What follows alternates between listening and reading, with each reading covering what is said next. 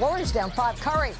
He'll get hit, and he took a hard fall right on his backside. Take another look. Curry would walk to the locker room under his own power. The Golden State Warriors championship hopes may have just taken a serious turn as superstar Steve Kerr was forced to exit Thursday night's game against the Toronto Raptors with a pelvic injury that has the entire organization holding its collective breath.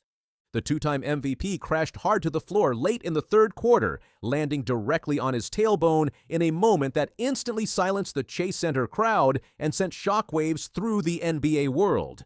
You just kind of get closer and closer to him. You want the first pass out. If it's to a shooter, you got to be right on him. Steph threw it to Kuminga. Steph is hurt. Curry was driving to the basket with 3 minutes 24 seconds remaining in the third quarter when the incident occurred. After dishing a pass to the perimeter, two Raptors defenders converged on him, causing the 11-time All-Star to lose balance and crash violently to the hardwood. The sound of the impact was audible throughout the arena, with teammate Draymond Green later revealing, He hit that ground hard. You can hear it. It's crazy. Obviously a very scary moment for us, for him. Hopefully he's good. The Warriors officially diagnosed Curry with a pelvic contusion, a bruise to the pelvic region, but the full extent of the injury won't be known until MRI results come back. The timing couldn't be worse for Golden State, as they're set to embark on a crucial 6-game road trip starting Saturday in Atlanta, a stretch that could dramatically impact their playoff positioning. What makes this situation particularly concerning is that Curry was already showing signs of fatigue before this physical setback. Warriors head coach Steve Kerr had actually rested his star player during Tuesday's game, citing mental exhaustion as the primary reason.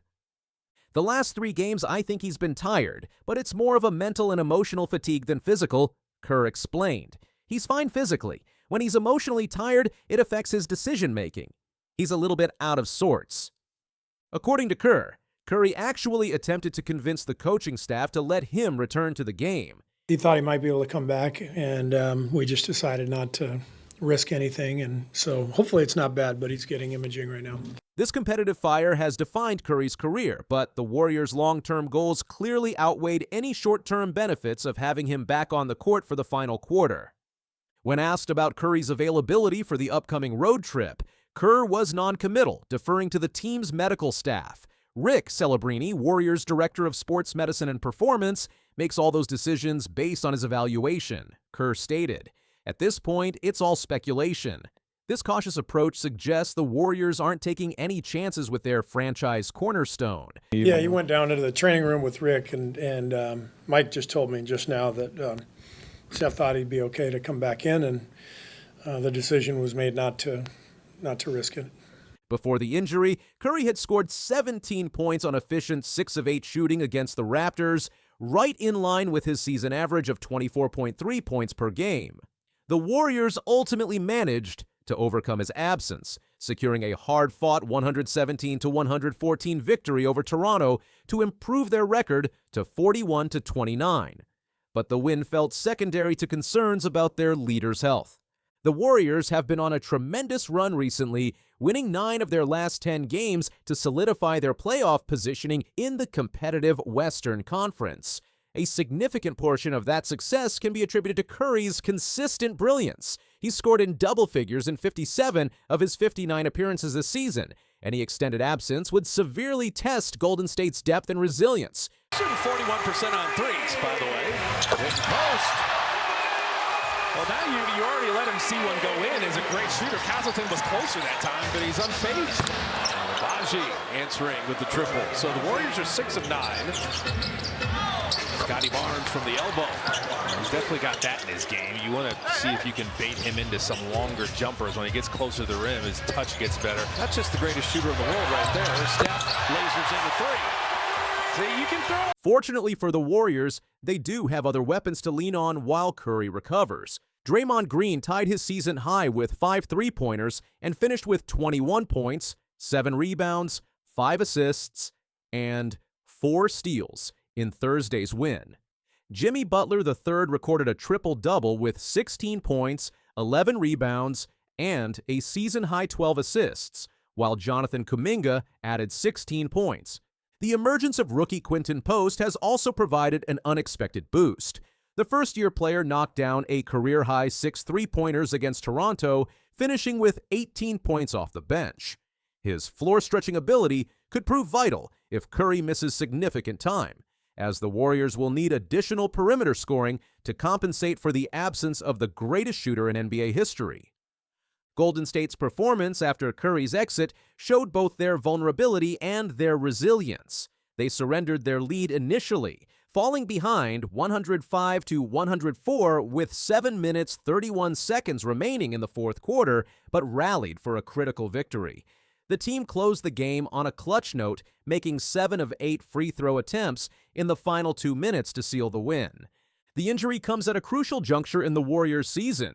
With just 12 games remaining in the regular season, they're battling for playoff positioning in a Western Conference where a single game could be the difference between hosting a playoff series or starting on the road. Their upcoming 6-game road trip features matchups against several playoff contenders and could define their postseason fate. For Curry personally, this setback threatens to interrupt what has been another stellar campaign for the future Hall of Famer. At 37 years old, Curry continues to defy age and expectations, remaining one of the league's elite offensive weapons. His ability to space the floor, draw double teams, and hit shots from virtually anywhere on the court fundamentally changes how opponents must defend the Warriors. The Warriors now face a difficult balancing act. They must be cautious with their superstars' health while also maintaining their momentum heading into the playoffs. Rushing Curry back could risk aggravating the injury and potentially jeopardize their championship aspirations. Conversely, being overly cautious could cost them valuable seeding in the highly competitive Western Conference.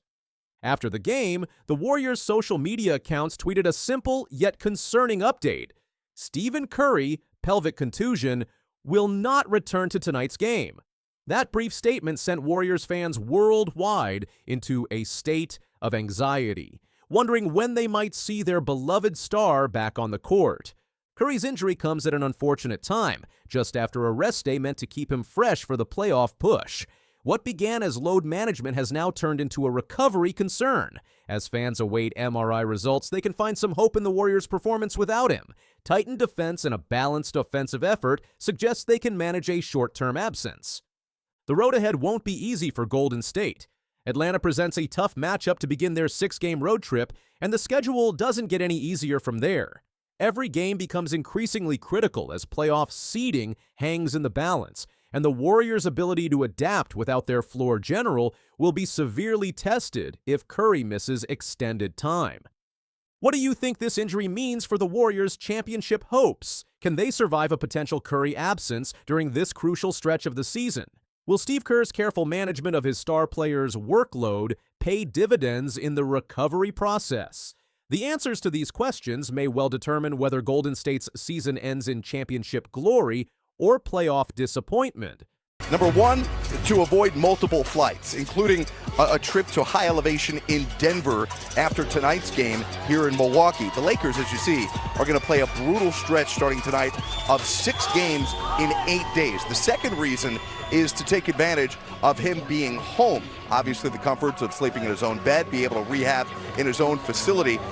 Listen, we're talking about a guy who's played at an all-NBA level this year, but LeBron is 40 years old, and he has played a lot of basketball. He didn't want to go to Milwaukee because it's Milwaukee. Those are the shocking words from Charles Barkley that have set the NBA world on fire. In what might be his most controversial take yet, Sir Charles hasn't just questioned LeBron James's injury, he's flat out accused the king of ducking games and misleading fans.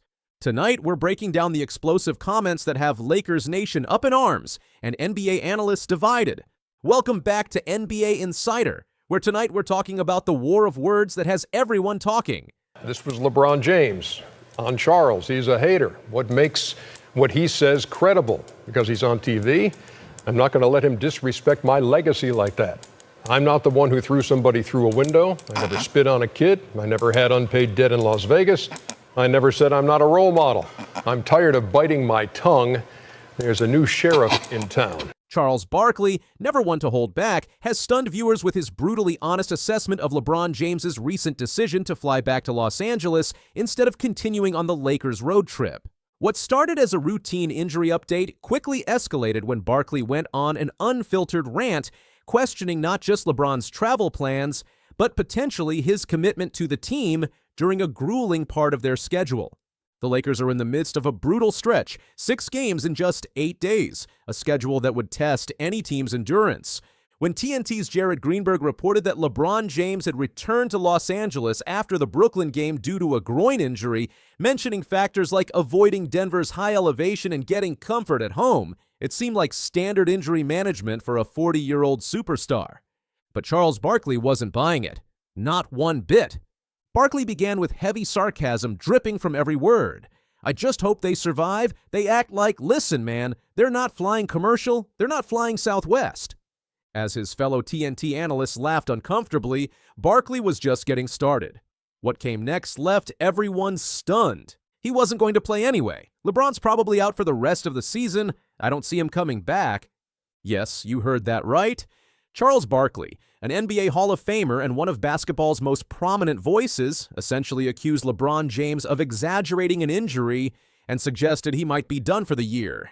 It's been made very clear that this groin injury that he's dealing with is not even close to as bad as the one that cost him 6 weeks back in the 2018-2019 season.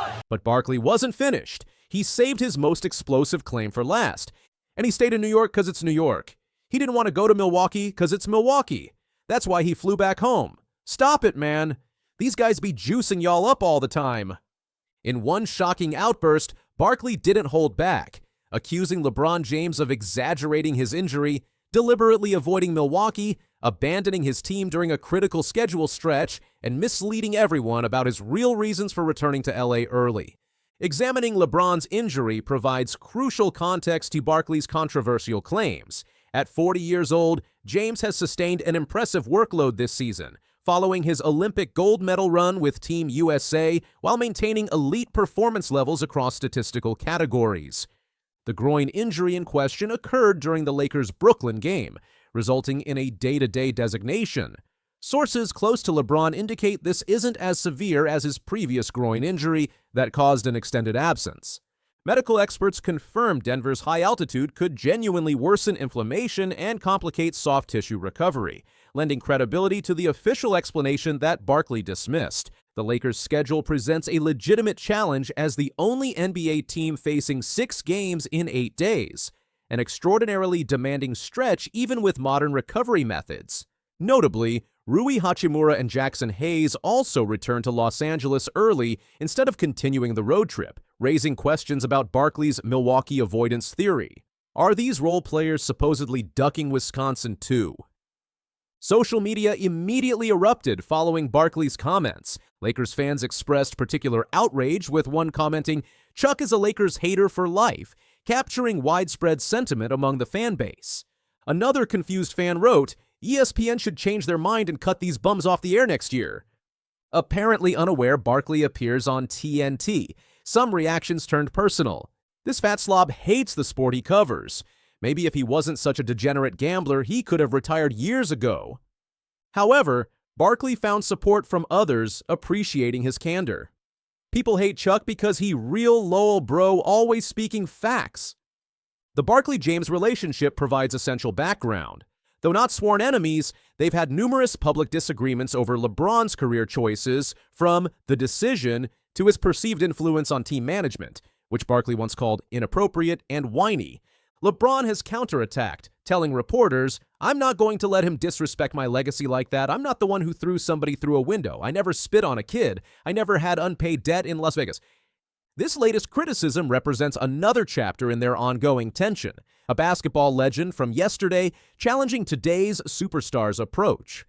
There's another fascinating aspect to Barkley's comments, his implication that LeBron specifically wanted to avoid Milwaukee. This touched on a sensitive topic in NBA circles about market size and the perceived desirability of different NBA cities. Milwaukee, despite being home to 2-time MVP Giannis Antetokounmpo and the 2021 NBA champions, has historically struggled with the perception of being a small market with less appeal to star players.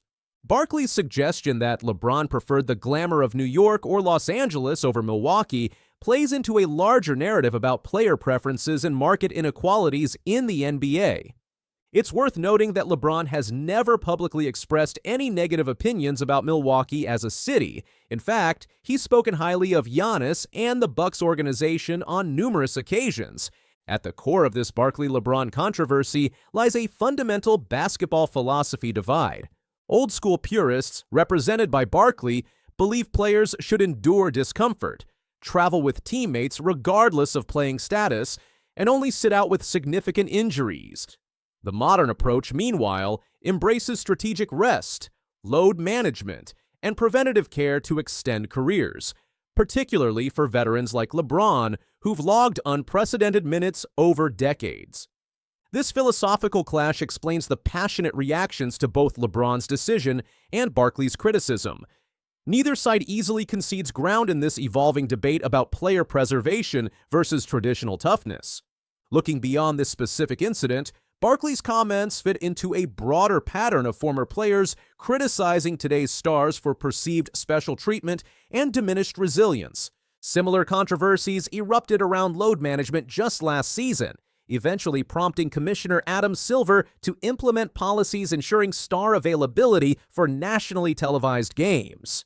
For LeBron, now remarkably in his 22nd NBA season while maintaining elite performance, these decisions balance immediate team needs against career preservation, extending an already unprecedented legacy of excellence and longevity.